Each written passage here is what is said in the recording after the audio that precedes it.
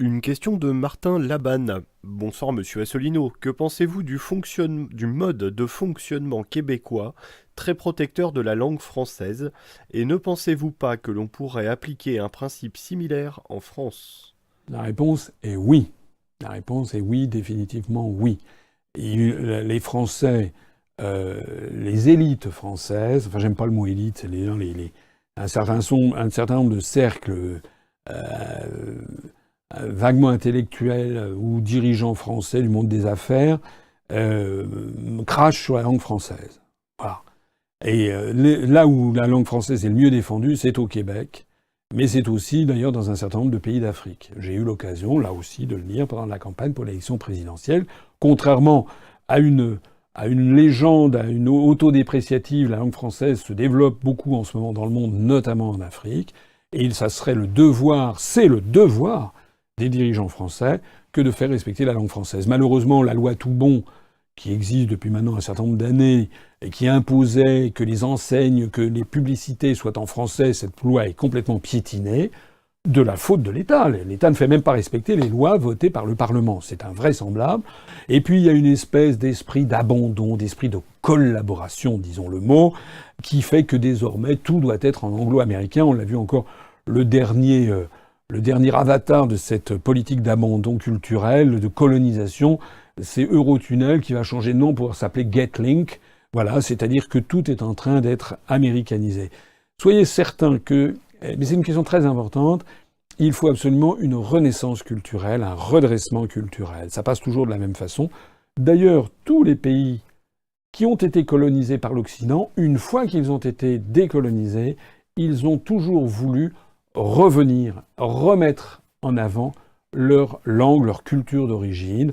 On l'a vu par exemple, on le voit actuellement en Inde, où la langue anglaise est contrebattue de plus en plus par un renouveau de l'hindi, avec l'écriture Devanagari, ou de plus en plus, par exemple dans les universités, on demande aux étudiants de moins parler l'anglais, de parler davantage en hindi. Pareil en Chine avec le chinois.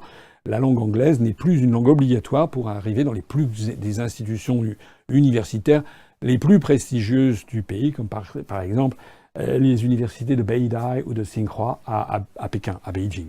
Bon, et ben c'est la même chose qu'il faudra faire en France. Il faudra revenir sur la loi Fioraso et il faudra imposer un retour à la langue française, à la primauté de la langue française, partout, y compris dans les publicités, dans les enseignes.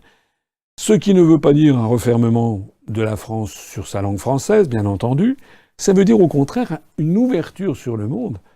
Parce que je l'ai dit, et j'en profite là aussi pour le redire, c'est que nous sommes favorables à ce que d'abord la France reste la France, soit fière de sa valeur, de sa civilisation, de sa langue, de sa culture, de sa laïcité, de son histoire, premièrement, mais deuxièmement, une grande ouverture sur le monde ne se réduisant pas aux États-Unis d'Amérique. Et j'en profite pour dire, je crois que je l'avais déjà dit dans un entretien d'actualité récent, mais pour dire que l'UPR est le seul parti politique français qui a présenté sa charte fondatrice en français depuis 10 ans et demi, mais également maintenant en ligne, nous l'avons dans 14 langues. 14 langues étrangères, l'anglais, l'allemand, le russe, le japonais, le chinois, le suédois, le polonais, le serbe, le croate,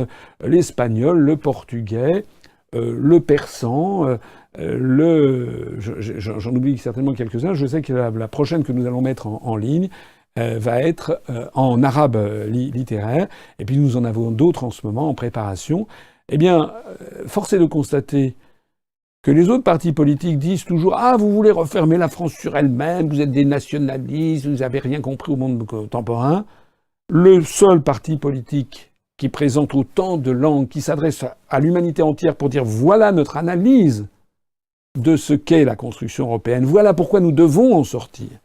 Cette charte fondatrice qui n'a pas été changée d'une virgule depuis le 25 mars 2007, c'est-à-dire depuis 10 ans et demi, eh bien, maintenant, cette charte, elle est à la lecture de la planète entière, elle va l'être de plus en plus.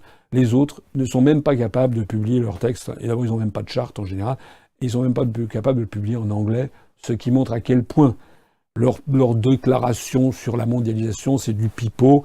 En fait, ils ne s'intéressent rien d'autre qu'à leur propre carrière à l'intérieur du périphérique parisien.